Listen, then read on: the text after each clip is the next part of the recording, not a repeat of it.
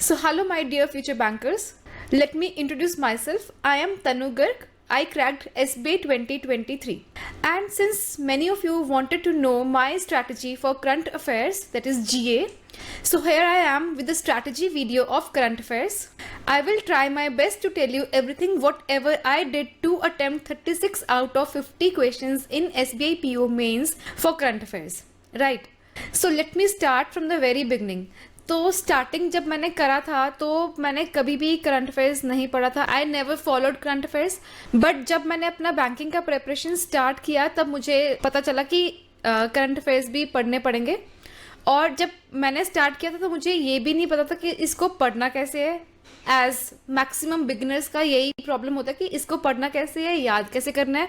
और सबसे बड़ी जो प्रॉब्लम होती है करंट अफेयर्स में वो ये होती है कि हमें ये नहीं पता होता कि किस टाइप के क्वेश्चंस हमें एग्जाम में देखने को मिलेंगे. रीज़न ये रहता है कि इसके कोई प्रीवियस ईयर क्वेश्चंस तो होते नहीं है. जैसे क्वांट रीजनिंग में इंग्लिश में थोड़ा सा पता चल जाता है ना कि ऐसा पैटर्न फॉलो हो रहा है. इसमें करंट अफेयर्स में ये चीज़ नहीं होती है. तो मैंने सबसे पहले जो करंट अफेयर्स के क्वेश्चंस देखे थे वो देखे मैंने IBPS PO मेंस में. मेरा IBPS PO मेंस था 5 नवंबर को. ठीक है. तो जब मैंने वहां पे मैंने वैसे अपनी तरफ से पूरी प्रिपरेशन करके गई थी करंट अफेयर्स की. बट जब मैंने वहां पे क्वेश्चंस देखे तब मुझे अपनी गलतियां रियलाइज हुई कि किस तरह से पढ़ना है. तो IBPS PO में मैंने I don't remember the exact number of questions. I think around 18 questions मैंने अटेम्प्ट किए थे और मेरे मार्क्स आए थे 8 और 9 मार्क्स. तब तक मैं इतना कॉन्फिडेंट नहीं थी अपनी GA पे. और क्योंकि मुझे क्वेश्चंस नहीं पता था किस टाइप के क्वेश्चंस आते हैं, है ना. But IBPS PO mains and SBI PO mains के बीच में 1 मंथ का गैप था, एग्जैक्टली 1 मंथ. और वो वाली strategy I will tell you in the end कि मैंने क्या फॉलो किया था. The same I would suggest कि आपको फॉलो करना चाहिए. रीजन बीइंग कि उससे मुझे बहुत ज़्यादा हेल्प हुई थी. ओके, तो इन today's video I will be telling you. सबसे पहले मैं अपनी मिस्टेक्स बताऊंगी कि जो मुझे लगता है कि वो चीज़ें मुझे नहीं करनी चाहिए थी करंट अफेयर्स के लिए. सेकंड, मैं आपको सोर्सेज बताऊंगी कि जो मैंने करंट अफेयर्स के लिए फॉलो किए. नंबर 3, वो वाले सोर्सेज जहां से मैंने अपने क्विजेज अटेम्प्ट किए थे. ठीक है. These 3 will be there in today's video. And number 4 of course कि जो मैंने लास्ट 1 मंथ में अपनी स्ट्रैटेजी फॉलो करी थी. ठीक है. टू स्टार्ट विथ, सबसे पहली जो मिस्टेक मेरे से हुई थी मुझे लगता है दैट वाज कि मैंने हैंड रिटन नोट्स जो सोर्स में फॉलो करती थी गौरव गर्ग सर का, उनके हैंड रिटन नोट्स प्रोवाइडेड होते थे. बट उनसे भी मैं और स्क्वीज करके हैंड रिटन नोट्स बनाने लगी थी. एज यू कैन सी ये सारे नोट्स मतलब स्टार्टिंग के मंथ्स नहीं, हार्डली 15 to 20 डेज के मैंने बनाए थे. मतलब मुझे लगता था कि ये ईजी होएगा मुझे याद करना. जैसे कि तमिलनाडु की न्यूज़, केरला, ऐसे डिफरेंट सारे सिटीज़ की सारे स्टेट्स की न्यूज़ अलग अलग पेज पे लिखना. और वो बहुत ज़्यादा टाइम कंज्यूमिंग होता था. बट ये चीज़ मुझे ग्रेजुअली पता चला कि नहीं यार, हैंडेड नोट्स नहीं बनाने. जो नोट्स वहाँ से प्रोवाइडेड है वहीं से ही पढ़ना बेटर है. ठीक है. और ये चीज़ मैंने 15 डेज किया था, उसके बाद मैंने बंद कर दिया था हैंड रिटन नोट्स बनाना. सबसे बड़ी गलती मेरी यही थी कि मैंने हैंड रिटन नोट्स बनाए. ठीक है. Next I will tell you the sources. मैंने पूरी प्रिपरेशन में, थ्रू आउट दिस प्रिपरेशन, मैंने mainly one of the major sources जो फॉलो किया था वो था गौरव गर्ग सर का. ठीक है. उसके बाद मैंने फॉलो किया था एक आशीष गौतम सर हैं, उनकी मैंने यूट्यूब पे वो फ्री वाला डालते हैं वीडियो डेली का 1 आवर का, वो मैंने IBPS PO मेंस तक फॉलो किया था. मतलब बाद में मैंने इसलिए छोड़ दिया था, मुझे ये लगता था कि वो मतलब डबल रिवीजन नहीं चाहिए, क्योंकि मतलब मुझे ये लगता कि वो बहुत ज़्यादा डेटा याद करने को बोलते थे. और SBI के टाइम पे मेरे पास इतना टाइम नहीं था, 1 ही महीना था. इसलिए मैंने SBI के टाइम पे जो थर्ड न्यू सोर्स ऐड किया था वो था अफेयर्स क्लाउड का वीकली PDF. तो अगर मुझे समराइज करना है, मैंने सिर्फ 3 सोर्सेज फॉलो किए थे. मेन सोर्स था, जैसे एक होता ना कि इस सोर्स को पढ़ने के बाद आप बाकी सोर्सेज पे जाते हो, वो मेरा था गौरव गर्ग सर का. उसके बाद मैंने आशीष गौतम सर का रिवाइज किया करती थी उनसे, उनकी वीडियोस के थ्रू पे. और थर्ड नंबर पे था मेरा अफेयर्स क्लाउड का वीकली PDF. और मैं सारे नोट्स, जैसे गौरव गर्ग सर के सारे जो भी हैंड रिटन नोट्स होते हैं वो मैं सारे प्रिंट करवाती थी. मैंने अप्रैल से लेकर till the month of November, 15 नवंबर तक के ही करंट अफेयर्स किए थे. और मैं हमेशा जैसे एग्जाम से 6 मंथ्स पहले के करंट अफेयर्स करती थी. तो अभी आई विल टेल यू कि मैंने करंट अफेयर्स पढ़ना कैसे स्टार्ट किया था. एज आई टोल्ड यू कि स्टार्टिंग के कुछ दिन तो मैंने हैंड रिटन नोट्स से ही हैंड रिटन नोट्स कंप्रेस्ड वाले बनाना स्टार्ट किया था, बट वो मुझे लगा कि बहुत टाइम कंज्यूमिंग है, फिर वो मैंने कैंसिल कर दिया था। उसके बाद जैसे मैं क्या करती थी, सर का जो वीडियोस होते हैं ना, जैसे वो डेली करंट अफेयर्स जो होते हैं, यहाँ पे मैं पहले आपको बता दूं कि मैनी स्टूडेंट्स का ये डाउट रहता है कि उनका करंट अफेयर्स थोड़ा डिले रहता है, तो वो आप कैसे मैनेज करते थे, this I will tell you in the end. First let me complete कि मैं पढ़ती कैसे थी करंट अफेयर्स।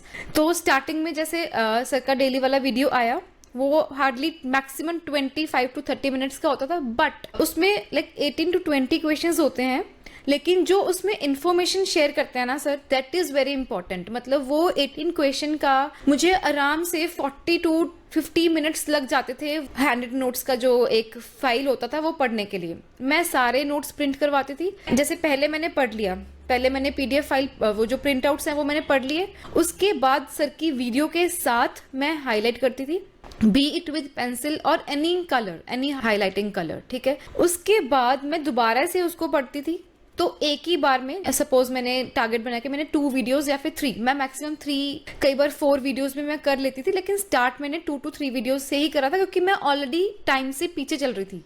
तो मैंने जैसे 3 वीडियोस का टारगेट लिया है, तीनों वीडियोस के पहले मैंने पीडीएफ वो फाइल्स पढ़ी प्रिंट आउट वाली, उसके बाद सर का वीडियो चलाया। तो मैं सर के कंप्यूटर की तरफ नहीं देखती थी, मेरे हाथ में फाइल्स हैं उनकी तरफ देख के साथ साथ में मैं हाईलाइट करती थी।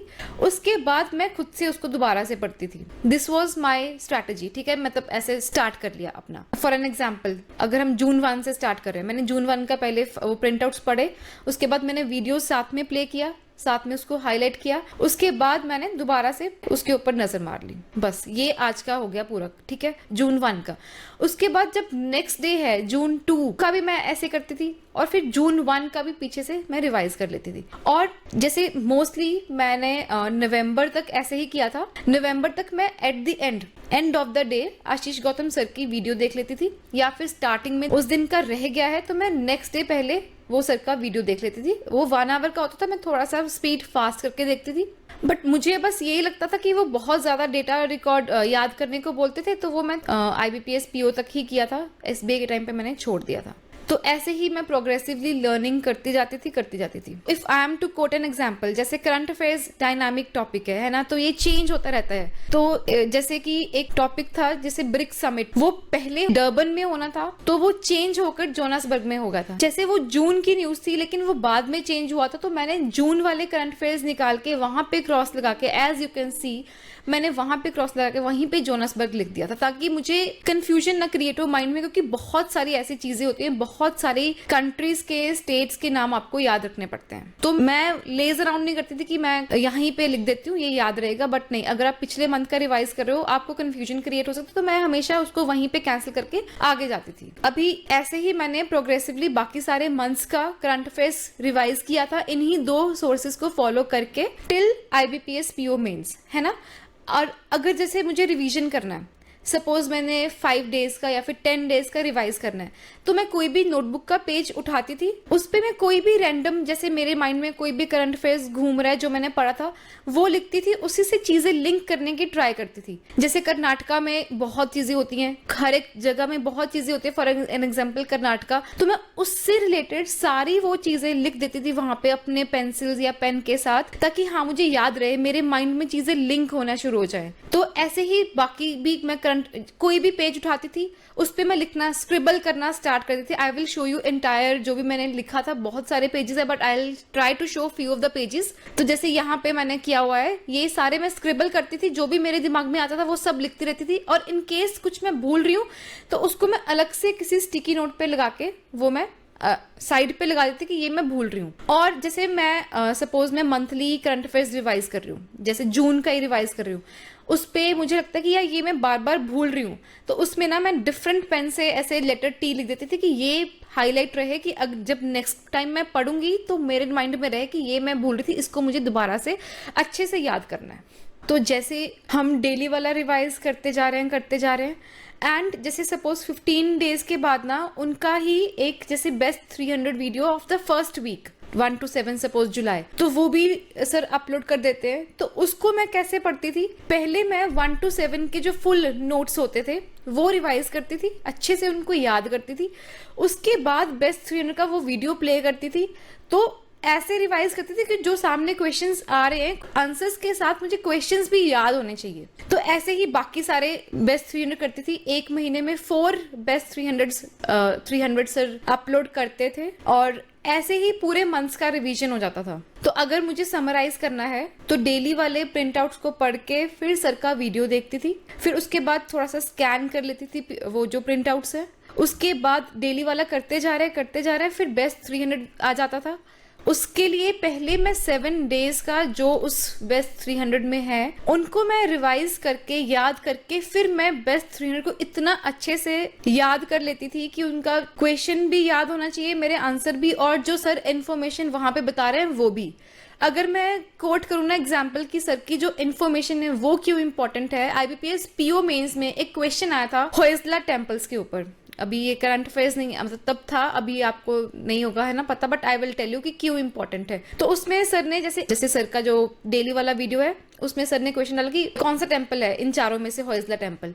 तो चारों में से एक था, वो सब बच्चों ने, मैंने भी वैसे किया, मैंने भी वो याद कर लिया। बट एग्जामिनेशन में जो क्वेश्चन आया था वो ये था कि 4 टेम्पल्स कौन कौन से हैं। अब ये तो मैंने याद नहीं किया था क्योंकि मैंने तो सिर्फ जो PDF जो स्क्रीन पे डिस्प्ले हो रहा था वही याद किया था। बट जो सर ने इन्फॉर्मेशन बोली थी, वो सर क्वेश्चन एक्सप्लेन करते टाइम जो सर बोल रहे थे वो तो मैंने याद ही नहीं किया। तो इस वजह से मुझे तब पता चला कि जो सर इन्फॉर्मेशन बताते हैं that is more important then जो आपके सामने स्क्रीन पे लिखा हुआ है। वो तो आपको करना ही करना है, लेकिन वो जो सर बोल रहे हैं वो हमें स्किप नहीं करना।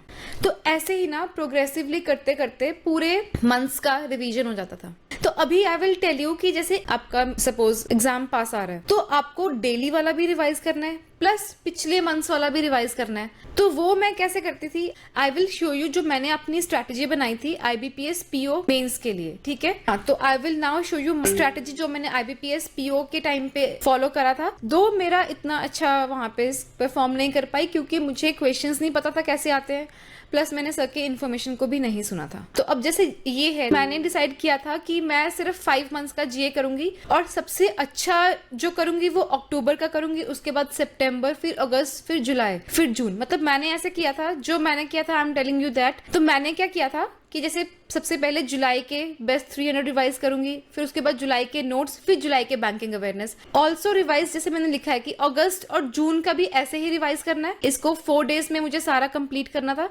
उसके बाद जो फॉलोइंग डेज है, क्योंकि सितंबर की वेटेज मुझे ये था कि सितंबर की वेटेज ज्यादा होगी क्योंकि वो लेटेस्ट मंथ्स में से आता था, तो सितंबर का ही मैंने ऐसे सितंबर पूरा मंथ का पहले पूरा डेली वाला उसका रिवाइज करना है, फिर 300 वाला रिवाइज करना है, फिर बैंकिंग अवेयरनेस रिवाइज करना है। फिर उसके बाद अक्टूबर, तब रनिंग मंथ चल रहा था, तो मैंने अक्टूबर 1 to 20 तक किया था डेली वाला पूरा, गौरव गर्ग सर का और आशीष गौतम सर का, ठीक है। उसके बाद फिर मैंने यही फॉलो किया था।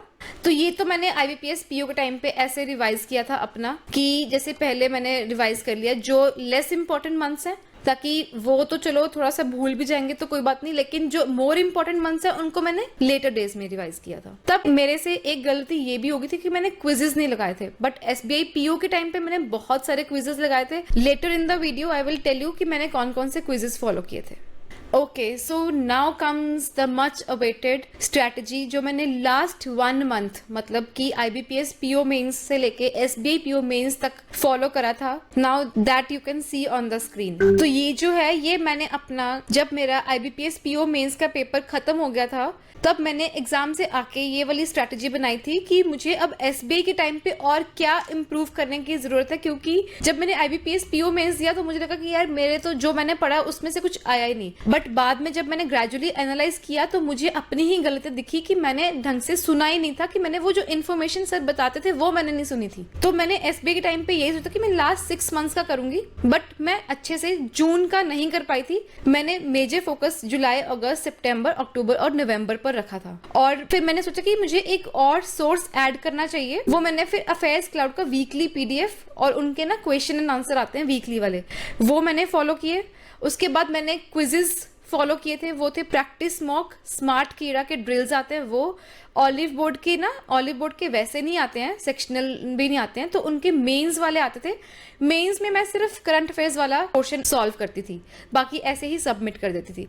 उसके बाद गौरव गर्ग सर का तो डेली का करना ही था, और बैंकिंग अवेयरनेस पूरे मंथ्स की बहुत अच्छे से रिवाइज करती थी, क्योंकि बैंकिंग अवेयरनेस बहुत मेजर रोल प्ले करती है करंट अफेयर्स के सेक्शन में। डेली नोट्स करना, प्रीवियस मंथ का रिवाइज और फाइनेंशियल अवेयरनेस की न्यूज करनी थी। तो उसके बाद जैसे जब मैं स्ट्रैटेजी बना रही थी तो मैंने स्पेसिफिकली जीए के लिए जो मेजर डाउट होता है कि कौन से टॉपिक्स नहीं करने, स्टार्टिंग में मुझे भी समझ नहीं आता था, तो फिर ग्रेजुअली समझ में आया, लोगों से मैंने पूछा, तो फिर मुझे ये समझ में आया कि जो ऑबिचुरीज होते हैं वो याद करने की जरूरत नहीं है, डेज याद करने की जरूरत नहीं है, बुक्स अगर कोई फाइनेंस के रिलेटेड बुक्स हैं वो आप याद कर सकते हो, इकोनॉमिक्स के रिलेटेड बुक्स रिलेटेड जो हैं वो आप याद कर सकते हो, बट बहुत सारी चीजें ना याद करना भी मुश्किल हो जाती हैं।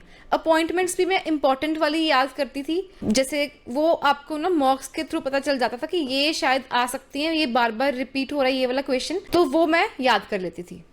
तो अभी ऐसे ही मैं कर रही थी, ठीक है। एसबीआई के टाइम पे मैंने क्या किया था, जैसे सपोज मैंने एक मंथ उठा लिया, सपोज अक्टूबर उठा लिया, ठीक है। अक्टूबर 1 to 7 के पूरे डेली वाले नोट्स रिवाइज किए, फिर उनका बेस्ट 300 को रिवाइज किया, फिर अफेयर्स क्लाउड जो कि मैंने न्यूज सोर्स ऐड किया था उनका भी मैं पीडीएफ प्रिंट करवाती थी। अफेयर्स क्लाउड का वीकली पीडीएफ सपोज 1 to 7 अक्टूबर का मैंने पूरा उनको स्कैन कर लिया। मोस्टली न्यूज सारी रिपीटेड होती थी, वो मेरी एक डबल रिवीजन भी, triple revision, third time revision भी हो जाती थी, और अगर कुछ अलग होता था तो मैं उसको हाईलाइट कर देती थी वहीं पे प्रिंट आउट नोट्स में। उसके बाद मैं क्या करती थी, क्विजेस लगाती थी। क्विजेस मैं कहाँ से लगाती थी, Smartkeeda, as I mention before, Smartkeeda drills, ठीक है, practice mock, Oliveboard and affairs cloud, ये 4 जगह से मैं क्विज लगाती थी। और क्विज मैं तब तक लगाती थी इस एक वीक का, क्योंकि वहां पे वीकली वाले ही आते हैं, अफेयर्स क्लाउड में नहीं आते हैं वीकली, वहां पे शायद मंथली आते हैं,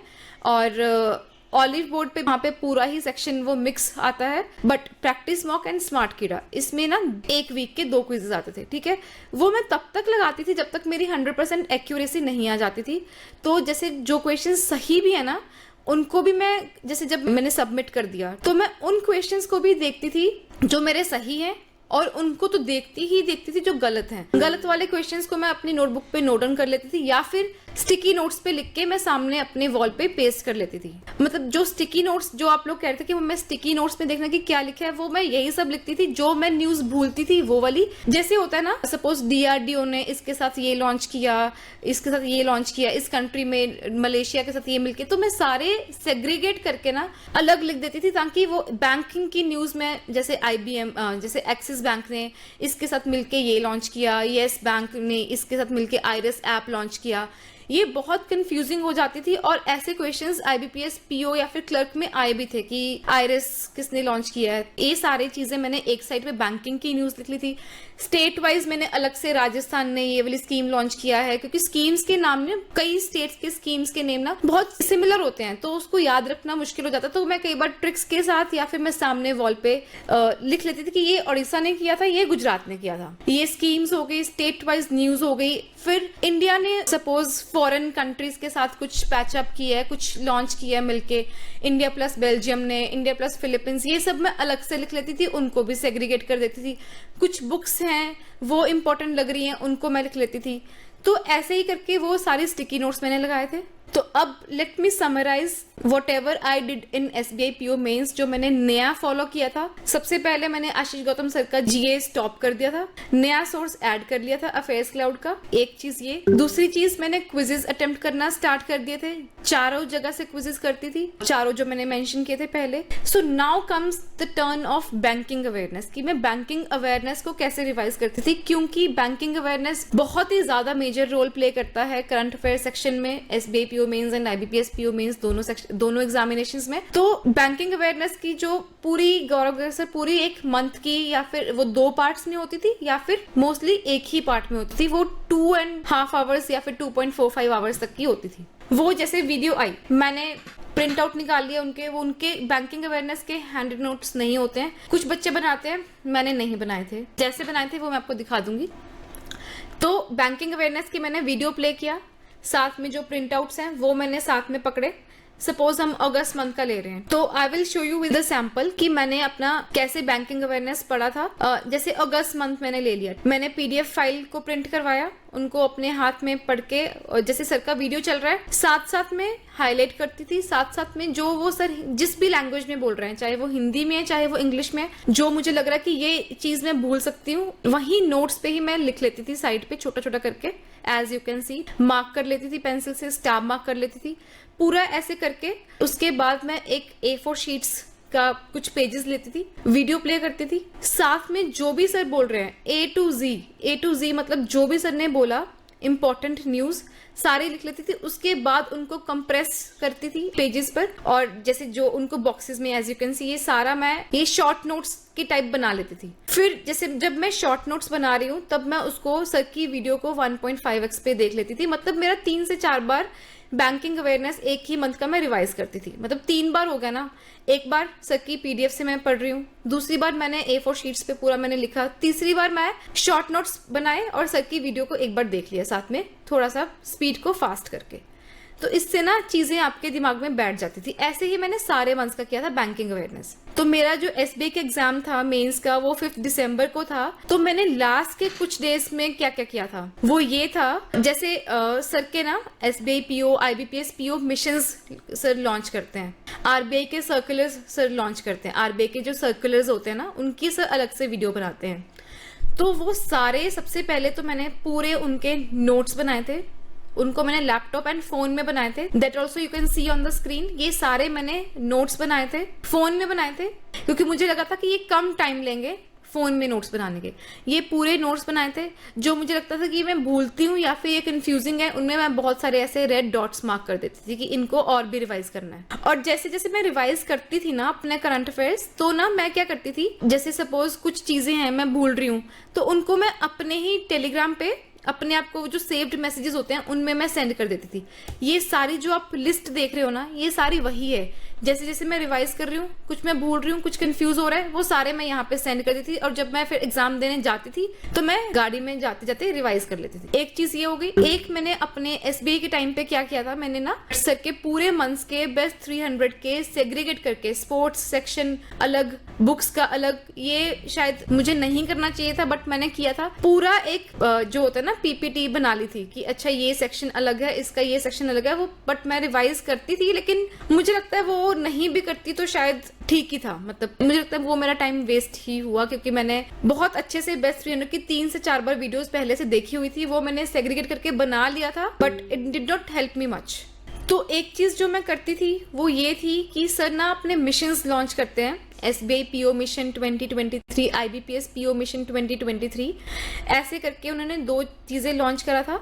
तो मैंने 3 दिसंबर, मेरा 5th को एग्जाम था, 3 दिसंबर को इन वन सिटिंग बैठ के सारे IBPS PO mission and SBI PO mission के जितने भी क्वेश्चंस थे वो मैंने सारे बैठ के लिखे। As you can see the video playing along, ये सारे मैंने एक सिटिंग में लिखे थे। फिर मैं चेक करती थी, फिर मैं इनको रिवाइज किया थोड़ा बहुत, क्योंकि 2 ही दिन बचे थे, रिवाइज करने का कुछ खास टाइम नहीं था, बस अपने मतलब यही मैंने रिवाइज किया था। This was my revision SBI PO mains के लिए, ऐसे मैंने फॉलो किया था। One of the major things जो मैं भूल गई हूँ वो ये है कि सबसे इम्पोर्टेंट जो मुझे लगता था क्विजेज में वो था गौरव गर्ग सर की क्विजेज। सर ने इस बार लॉन्च किया था, वो मैंने बाय किया था। और सर के जो क्विजेस थे वो मंथली वीकली नहीं होते थे, वो मिक्स पैटर्न में होते थे, स्टेटमेंट बेस्ड होते थे जैसे कि आजकल आते हैं। वो मैंने पूरे ही क्वेश्चंस, पूरे उनके क्विजेस जितने भी थे, आई थिंक 20 क्विजेस थे, आई डोंट रिमेम्बर, बट हाँ पूरे क्विजेस मैंने अटेम्प्ट करती थी, उनको बहुत अच्छे से एनालाइज करती थी और उसके बाद आगे रिवाइज करती थी। कई बार मैं री अटेम्प्ट भी करती थी,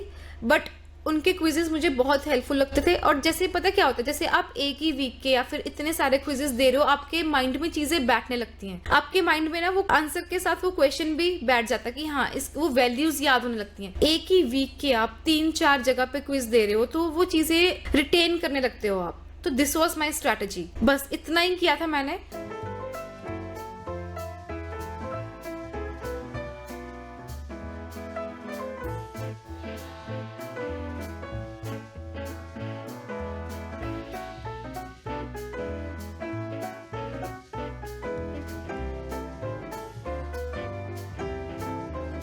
अगर मैं समराइज करूं तो मैंने सबसे पहले डेली वाले नोट्स पढ़ती थी गौरव गर्ग सर के, उसके बाद मैं पढ़ती थी बेस्ट 300, उसके बाद मैंने आशीष गौतम सर का वीडियो देखती थी, उसके बाद मैं अफेयर्स क्लाउड का वीकली पीडीएफ रिवाइज करती थी। उसके बाद मैं सारे ये मैंने क्विजेस जो मेंशन किए, स्मार्ट किरा drills, olive board, practice mock, affairs cloud and fifth one Gaurav sir वाला क्विज, ये सारे मैं क्विजेस करती थी। और जो एंड डेज में मैं करती थी वो मैंने यही किया था कि जो SBI PO mission and IBPS PO mission के जो क्वेश्चंस होते हैं ना, उनको मैं स्क्रीन पे मैंने वीडियो को प्ले किया, फिर क्वेश्चंस डिस्प्ले हुए, पॉज किया, अपने आप आंसर लिखा, फिर सर का एक्सप्लेनेशन सुना, फिर वहीं पे टिक मार्क किया कि जो सही है उसको सही और जो गलत है गलत।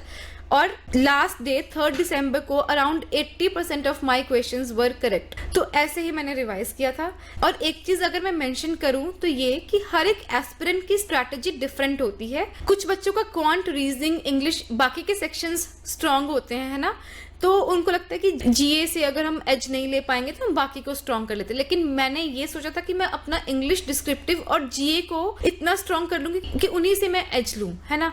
तो इसलिए मैंने जीए पे ज्यादा फोकस किया था। Now it's up to you कि आपको कौन सी चीज फॉलो करनी है और कौन सी चीज नहीं फॉलो करनी। मैंने ऐसे फॉलो किया था और मैं ना सभी को यही सजेस्ट करती हूँ कि हर एक एस्पिरेंट की अपनी स्ट्रैटेजी होती है। हाँ, आपको ये सीखना चाहिए कि इसने कैसे किया और अपना मतलब बेस्ट चीजें जो आपको लगती है वो आप पिक करके एक अपनी अलग से स्ट्रैटेजी बनाओ। Okay, then see you in the next video जिसमें मैं I will be sharing the जो भी आपके डाउट्स होंगे वो मैं क्लियर करने की ट्राई करूंगी। और सिंस ये वीडियो बहुत लेंदी जा रहा है already and I do not want to make it very long, इसलिए I am ending it here. And since this is my very first video ऐसे जीए स्ट्रैटेजीज वाला, तो there may be many mistakes, तो please adjust with me. Okay, thank you, see you in the next video, bye.